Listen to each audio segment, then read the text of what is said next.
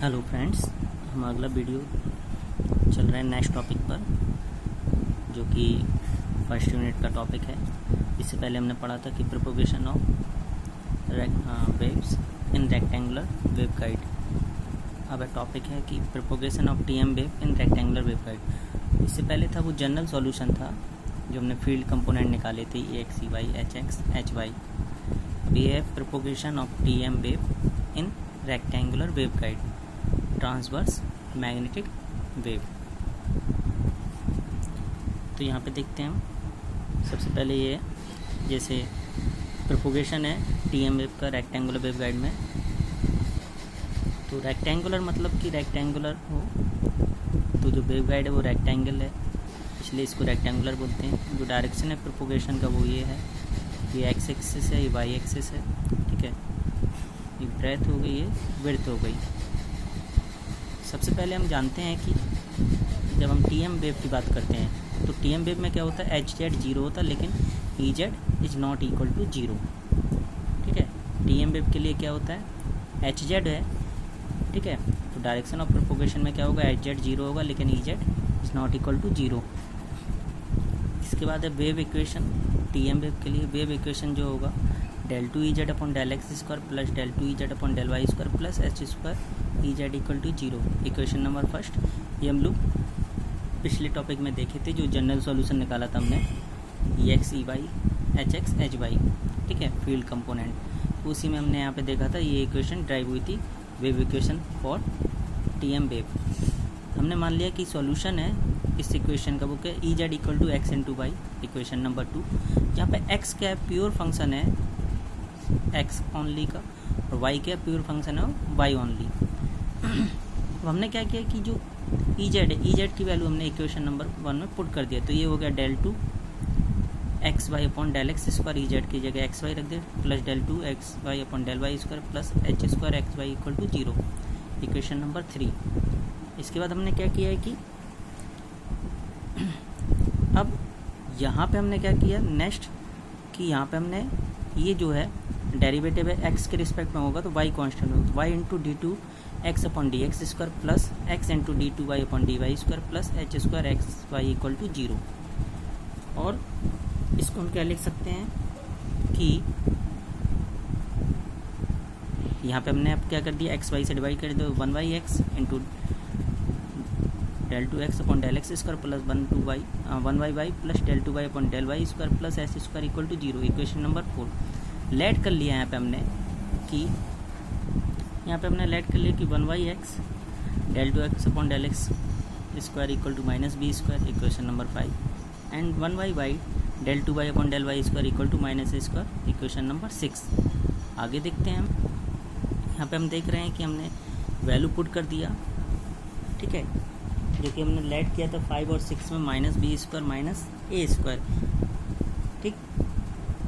तो यहाँ पे हमने क्या कर दिया है कि वैल्यू पुट कर दिया है 5 और 6 की जो वैल्यू है हमने 4 में पुट कर दिया, तो minus B square minus A square plus H square equal to zero.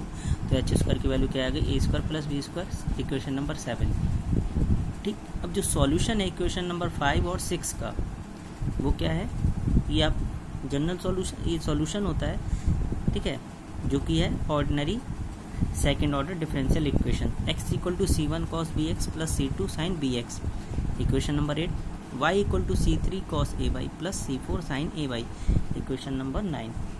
Because 5 and 6 are ordinary second order differential equation where C1, C2, C3 and C4 are constant which can be evaluated by applying the boundary condition.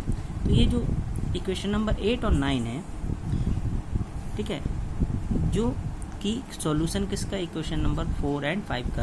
तो ये second order differential equation है जिसका solution ये आया। तो equation number 5 और 6 क्या था आपका, सेकंड ऑर्डर डिफरेंशियल इक्वेशन, उसका सॉल्यूशन ये आया, ठीक है। अब हम क्या करेंगे कि बाउंड्री कंडीशन अप्लाई करेंगे, जिससे कि इसका सॉल्यूशन निकालेंगे।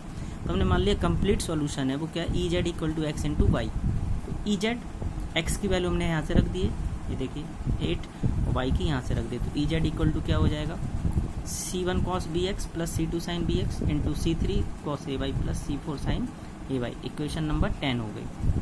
अब बाउंड्री कंडीशन क्या होगी, बाउंड्री कंडीशन हम देखते हैं यहाँ पे जो हमने अप्लाई किया। The boundary condition on E Z required that the field vanishes at the waveguide walls.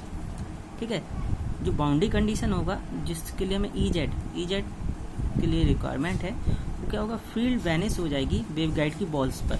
ठीक है, since the tangent component of the electric field E Z is zero on conducting surface, क्योंकि जो tangential component होता है electric field का वो conducting surface पर क्या होता है, जीरो।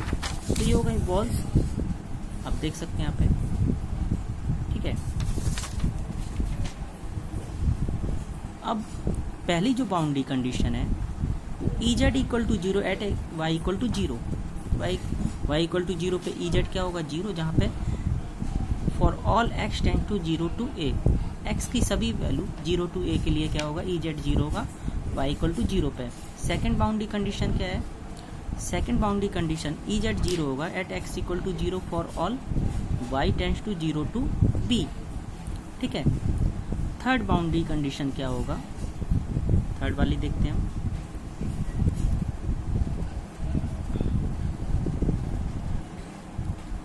थर्ड बाउंड्री कंडीशन आप यहाँ पे देख सकते हैं कि E Z equal to zero at Y equal to B for all X tends to zero to ए।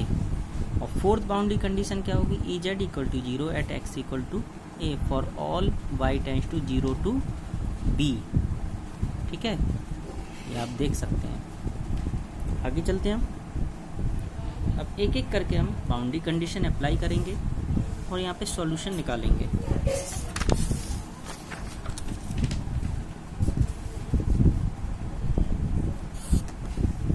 पहली बाउंड्री कंडीशन हम देख रहे हैं कि apply first condition on equation number 10। Equation number 10 पे हमने अप्लाई कर दिया। इक्वेशन नंबर 10 आपको याद होगा, अभी मैं देखिए आपको दिखा दे रहा हूँ फिर से। ये इक्वेशन नंबर 10 है, 10 मैं आपको दिखा दे रहा हूँ। 10 इक्वेशन नंबर 10 देखिए आपको दिख रहा है, इक्वेशन नंबर 10 ये है।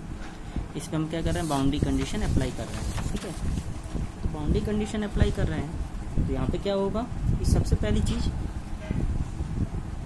कि E Z equal to zero, पहली कंडीशन क्या थी, E Z equal to zero at Y equal to zero for all X tends to zero to A.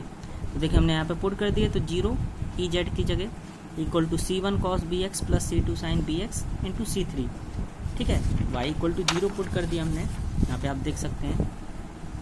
E Z हमने यहाँ पे देखिए जीरो रख दिया, ये हो गया अपना। ठीक है, at Y equal to zero, Y equal to zero, ये तो ऐसे ही रहेगा, कॉस वाला जीरो यानी वन, सी थ्री बचेगा, ये जीरो हो जाएगा। इसलिए देखिए यहाँ पे क्या है, ये जो आप देख सकते हैं यहाँ पे ये इक्वेशन आई। ठीक, चूंकि C one cos B X plus C two sine B X is not equal to zero, क्योंकि एक्स की सभी वैल्यू के लिए, एक्स की वैल्यू क्या है, जीरो टू ए के लिए कभी भी ये जीरो नहीं होगा। ठीक है, क्योंकि हम बात कर रहे हैं E Z equal to zero at Y equal to zero पे।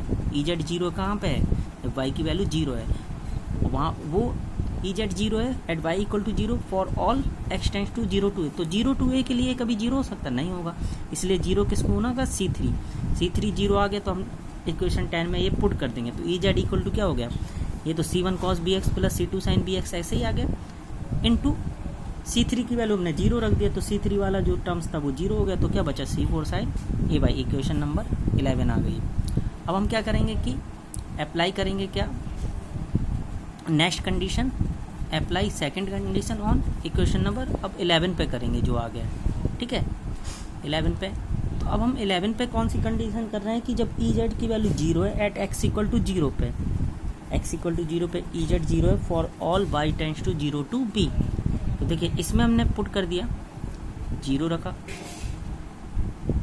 Y equal to E Z zero at X equal to zero पे, तो एक्स इक्वल टू जीरो पे देखिए ये 1 हो जाएगा, तो सी वन बचेगा, ये जीरो हो जाएगा, तो सी फोर यहाँ से ये पूरा बचेगा। ठीक, अब वाई जो ई जेड है जीरो वो कहाँ पे, एक्स इक्वल टू जीरो पे, तो for all Y tends to zero to B, तो कभी भी ये वाला टर्म्स क्या है, जीरो नहीं होगा। C four sine A Y is not equal to zero, तो जीरो कौन सा होगा, सी वन, इसलिए C one equal to zero. इसकी वैल्यू हम उठा के रख देंगे इसकी वैल्यू उठा के हमने C1 0 रख दिया किसमें, इक्वेशन नंबर 11 में। C1 0 हो गया तो इसका मतलब EZ इक्वल टू क्या होगा, C2 C4 sine BX sine A by, equation number 12। अब अप्लाई करेंगे थर्ड कंडीशन इक्वेशन 12 पे। वो क्या थी आपकी, EZ equal to 0 at Y equal to B पे और all x tend to 0 to A। ठीक है, तो हमने थर्ड कंडीशन EZ 0 रख दिया, C2 C4 sine BX A into Y equal to किस पे निकाल रहे हैं, B पे, तो देखिए B रख दिया यहाँ पे। अब यहाँ पे चूँकि C4 नहीं, C2 C4 यहाँ पे C2 यही है, ठीक है, C2 C4 sine BX is not equal to 0, तो C2 0 नहीं होगा, ना ही C4, और साइन BX भी 0 नहीं होगा। 0 कौन सा होगा, साइन AB इक्वल टू 0, क्योंकि यही तो हम जो निकाल रहे हैं EZ equal to 0 at Y equal to B, तो ये वाला टर्म्स जो है Y इक्वल टू B वाला 0 होगा, X वाला कभी भी 0 नहीं होगा, तो ना ही C2 ना ही C4 ना साइन BX 0 होगा। तो sine AB equal to 0, sine AB 0 का मतलब साइन में क्या होता है, मल्टीपल ऑफ पाई, ठीक है, मल्टीपल ऑफ पाई, तो वो हम निकाल लेते, मल्टीपल ऑफ पाई होगा, ठीक है। तो साइन AB इक्वल टू क्या होगा, साइन N पाई, साइन N पाई, तो AB इक्वल टू N पाई, तो A की वैल्यू क्या आ गई, N pi upon B, equation number 13। ठीक, आगे चलते हैं। अब हम अप्लाई कर रहे हैं condition 4th boundary condition equation 4 पे। वो क्या था, EZ equal to 0 at x equal to A पर for all y tends to 0 to B। तो इक्वेशन नंबर जो 12 आई है उसी पे हम अप्लाई करेंगे। तो EZ 0 रख दिया, देखिए C2 C4 साइन BX था ना, ये आप देख सकते हैं BX था ना, तो उस पर हमने क्या रख दिया, B इंटू A, ठीक, इंटू साइन A बाई। तो C2 C4 sine A by is not equal to 0, C2 भी 0 नहीं होगा कभी, ना ही C4 ना ही साइन A बाई। 0 कौन सा होगा, साइन B है, तो साइन B है इक्वल टू 0, तो मल्टीपल ऑफ M पाई, हमने एक कांस्टेंट मान लिया M, ठीक है। तो B की वैल्यू क्या आ गई हमारी, B की वैल्यू आ गई है M pi upon A, equation number 14। आगे देखते हैं।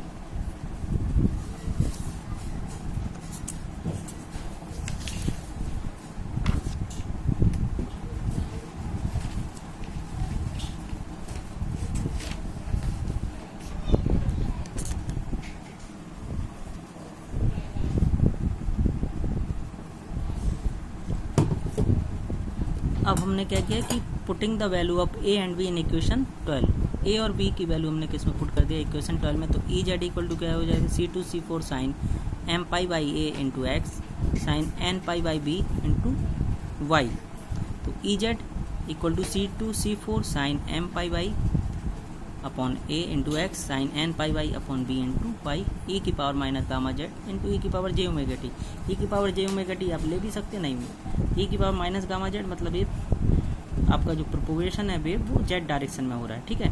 C2 C4 एक कांस्टेंट है, उसको हमने मान लिया C, तो EZ की वैल्यू क्या हो जाएगी, C sine M pi by A into X into sine N pi by B into Y into E की पावर माइनस गामा जेड। जैसे कि मैंने आपको बताया था कि E की पावर माइनस गामा जेड क्या, propagation of wave in Z direction, ठीक। अब since Z is 0 in TM mode में क्या होता है कि जब हम डायरेक्शन ले रहे हैं, यदि जेड डायरेक्शन है, तो जहाँ पे वेव प्रोपोगेट हो रहा है जेड डायरेक्शन में, तो उसमें क्या होगा, HZ कंपोनेंट 0 होगा, लेकिन EZ 0 नहीं होगा, ठीक है। इसीलिए EZ यहाँ पे आया है, HZ क्या होगा, 0 होगा जब हम TM मोड लेते हैं, लेकिन जब TE लेते हैं तो EZ 0 होता है। लेकिन HZ 0 का मतलब ये नहीं है कि HZ 0 का मतलब ये नहीं है कि कोई भी जो है मैग्नेटिक फील्ड का कंपोनेंट एक्स और वाई डायरेक्शन में नहीं होगा, एक्स और वाई में होगा लेकिन जेड में नहीं होगा, ठीक। On putting the value of EZ in the equation of EX EY HX and HY, जो कि मैंने प्रीवियस वाले टॉपिक में आपको बताया था कि EX EY HX HY हमने फाइंड किया था, उसी में अब हमें पुट करना है, ठीक है। तो सबसे पहले हमें पता है कि EX इक्वल टू क्या होता है, minus gamma upon H square del EZ upon del X minus J omega mu upon H square del HZ upon del Y. अब इसमें हम क्या करेंगे, एच जेड की वैल्यू 0 रख दी, एच जेड 0 तो ये वाला पूरा टर्म्स 0 हो जाएगा। तो हमारा क्या बचेगा, E X equal to minus gamma upon H square del E Z upon del x.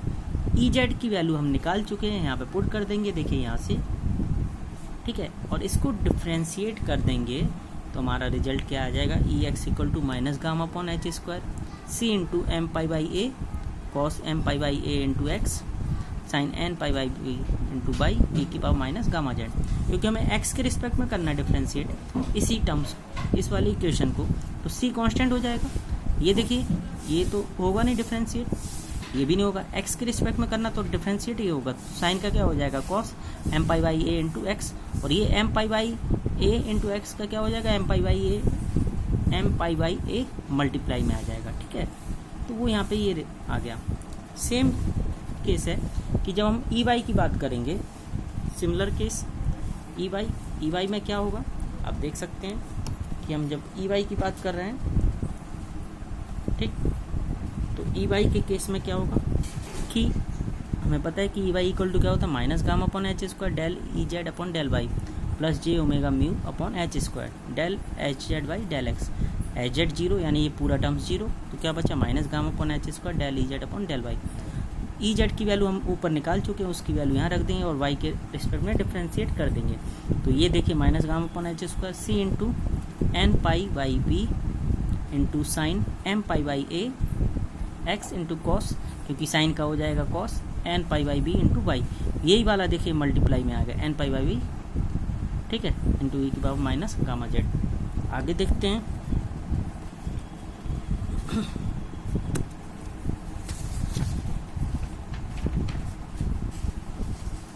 अब हमें निकालना है एच एक्स की वैल्यू और एच वाई, ठीक है, दो फील्ड कंपोनेंट और निकालने हमें।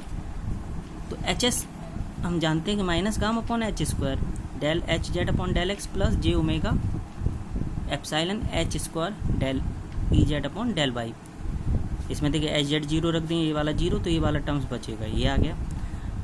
वाई के रिस्पेक्ट में डिफ्रेंशिएट कर देंगे तो यहाँ पे आ जाएगा आपका H X equal to J omega epsilon upon H square C N pi upon B into sine M pi by A into X cos N pi upon B into Y E की power minus gamma Z, ठीक।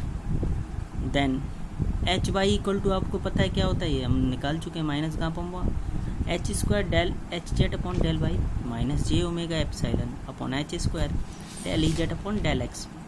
H Y की value जो है वो क्या हो जाएगी, यहाँ पे हम देख सकते हैं, इसको मैं पुट कर दिया एच जेड 0, तो ये वाला टर्म्स बचा ओनली, ये आ गया।